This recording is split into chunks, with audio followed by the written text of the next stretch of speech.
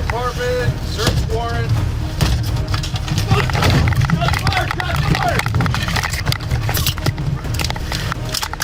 Hi everyone, Donut here. Today we're going to be talking about a shootout between a mentally ill suspect with several firearms where one officer died and one officer was severely injured. Yeah, sometimes it's not all man versus car and goofy wacky things. Sometimes we got to go over the sad boys. Two reasons for the sad boy videos. Number one, as much as I joke about people being shot and ran over and things like that, policing is no joking matter. It is, because you got to have gallows humor or you're going to go f***ing crazy on that job. It's a group of boys and girls that ain't exactly perfect, but they willingly volunteer every single day to go up against the worst that humanity has to offer. The ACAB tards aren't about to go arrest the lady who put her baby in a microwave and deal with the aftermath. They're just not. And reason number two why we have to do sad boy videos. Diablo music playing in the background.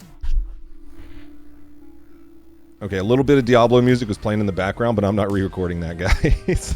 Diablo 4, am I right? Reason 2 for making the sad boy videos. If I make these type of videos, then I get to take the ad money and donate it to the families of the officers. Which brings me to my next point. When is the last time that you shaved your ass? Our sponsor for today is Manscaped, because if you want to help police officers with the money that I'm going to get from this ad, and you also want to have Franken beans that are super fresh and smooth, and you want a beard that looks as good as this motherfucker, then you should probably go over to manscaped.com and use the code DONUT. I'll tell you why. What's really cool about the beard hedger that a lot of things don't have, you got to take all those little guards and just stick them on there constantly. It's a little wheel right here, and you turn it, and it has 20 adjustments for what length you want your beard or hair to be. But wait, they have one specifically for the down there's. That one's called the lawnmower, but I don't have it right here. It's still in the shower because it's waterproof. And by God, are my smooth. It's got a super powerful motor and a titanium coated blade. They have even more cool stuff now. Look at these boxers. The Beard Hedger Pro Kit comes with this: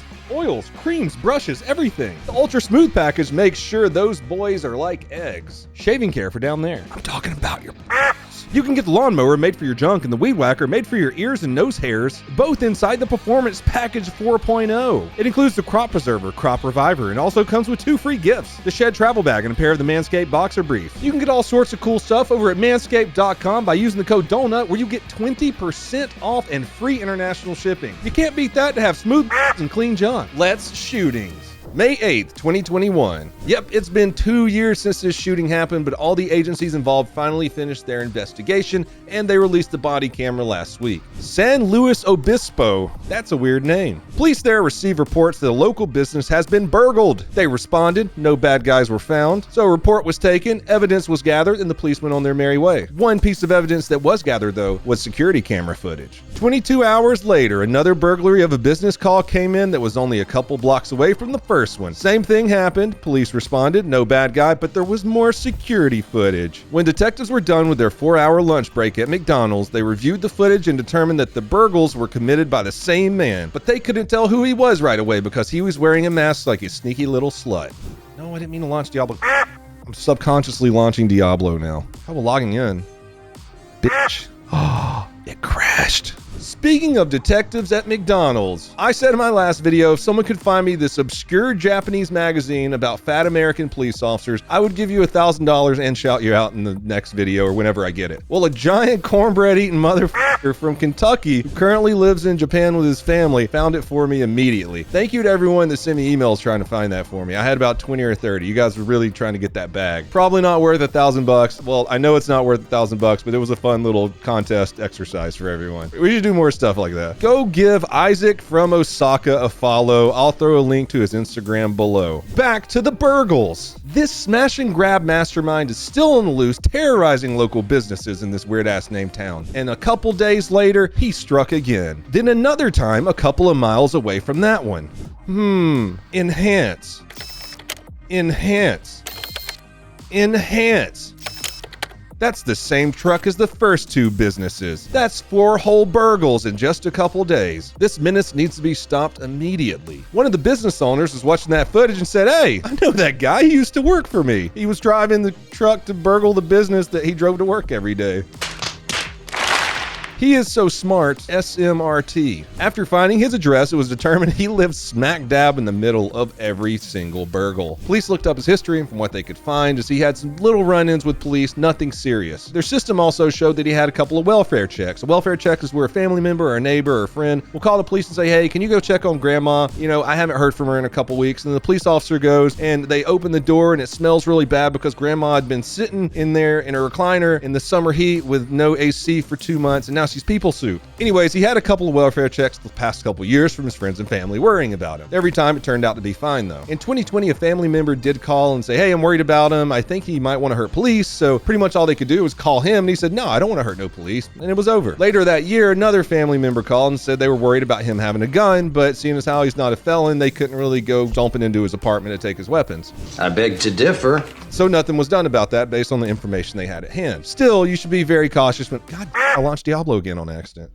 And, oh God, are the servers down? Oh, that sucks, man. What if I wanted to play Diablo after filming this? Still, though, with the information that they have on hand, with like possible mental illness, possibly having firearms, possibly saying he wants to hurt police, we're just going to put our cautious hats on and go see what's happening. Police arrived to his place, and what do they see out front? That's right, the same SUV he used in all 4 robberies with the he stole sitting inside for plain view for the cops to see. This is more than enough to retrieve a search warrant for the apartment. They went to a judge. Judge signed off on the warrant, and the cops, wanting to settle matters peacefully, called the suspect. They don't want to go barging in there, you know, if they can just get in and walk out and be like, yeah, I burgled, then why not? He didn't pick up the phone, so the next option is to go just knock on his door, not kick his door in, and say, hey, we're out here, we got a search warrant. He didn't want to answer the door. So the landlord of the apartment complex gave the police officers a key. The key doesn't work. They tried to get the door open without smashing it, but it came down to the last thing to do, which is use the ram. Police department, search warrant, open the door, we're gonna force entry. Kieran? Edward. Kieran. Edward, open the door.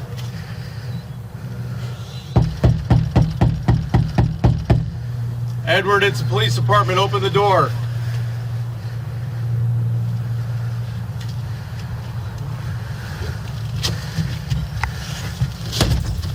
They rammed the door down and held their position in an attempt to call the suspect outside. Again, being cautious. Why rush inside when you can call him out? Maybe he's asleep. Detective Benedetti, who is in the front of the stack, was trying to call the suspect out of the apartment when the suspect popped out of nowhere with a 12-gauge shotgun and shot Detective Benedetti right in the face. Needless to say, it instantly killed him. It's blacked out right here because it's probably pretty graphic. That was the police department blacking that out, and I wouldn't show that anyways.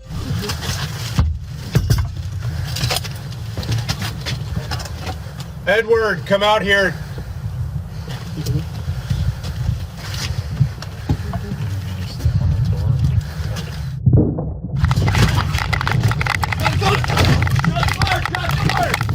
The other detectives retreat to cover, and the suspect walks out of the apartment, continuing to shoot at police. Shots fired! Shots fired!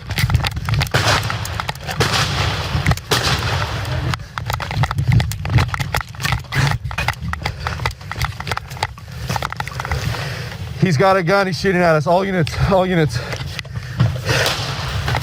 The couple of shots you heard after that first initial shot that killed Detective Benedetti, that was the suspect shooting at Officer Orozco. He was running to cover behind his car. When the suspect hit him in the arm, he went down. The suspect shot him again while he was on the ground, hitting him in the head. And that was still using the 12-gauge shotgun, but Orozco still got up and was able to get to cover. You'll see that here in a minute. Not only do we have one dead police officer and one injured police officer, but the suspect has walked out onto the balcony in front of his apartment, and he has reached down and he has picked up Detective Benedetti's patrol rifle. It's a nice kitted rifle that guy has now. He's using that to shoot at police at this point. The officer whose body camera we've been looking through is going to be, unfortunately, the only angle that we get of this situation. Let's go back to him. He radios in that shots were fired, then makes his way back over to the other officers who are taking fire.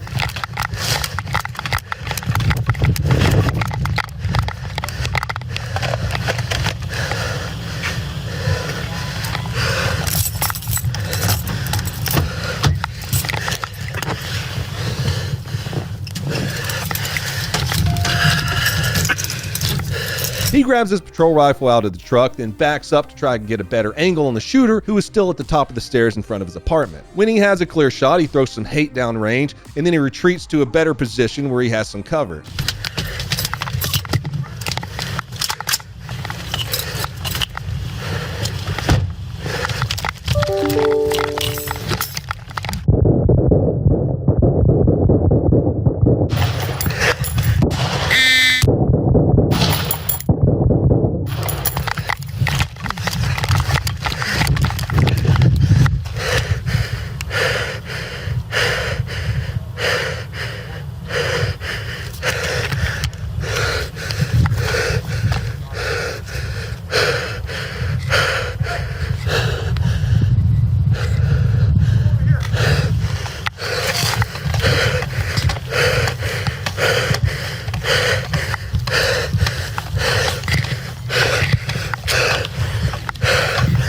Just to remind y'all where bad guy is, he's right about here, so the officer we have been watching moves to a little better angle behind a patrol car with his homie. Remember kids, cars make terrible cover, but they're way better than nothing. They're more concealment than cover. Bullets can shred right through cars. If you absolutely have to be behind a car, make sure you're behind one of the wheels or the engine block. I'm gonna have to blur this next part because YouTube kinda hates blood. The officer whose body cam we've been watching is currently running to cover behind a car with Officer Roscoe, who I was talking about, was shot in the arm and head and severely wounded.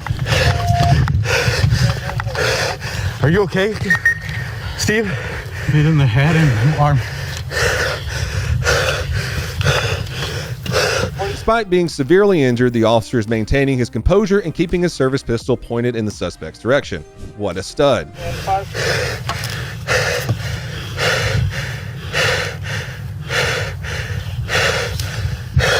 Did you get it? I think so. He came out, he pointed his gun at me. I'm copy of headcount 4223. Response.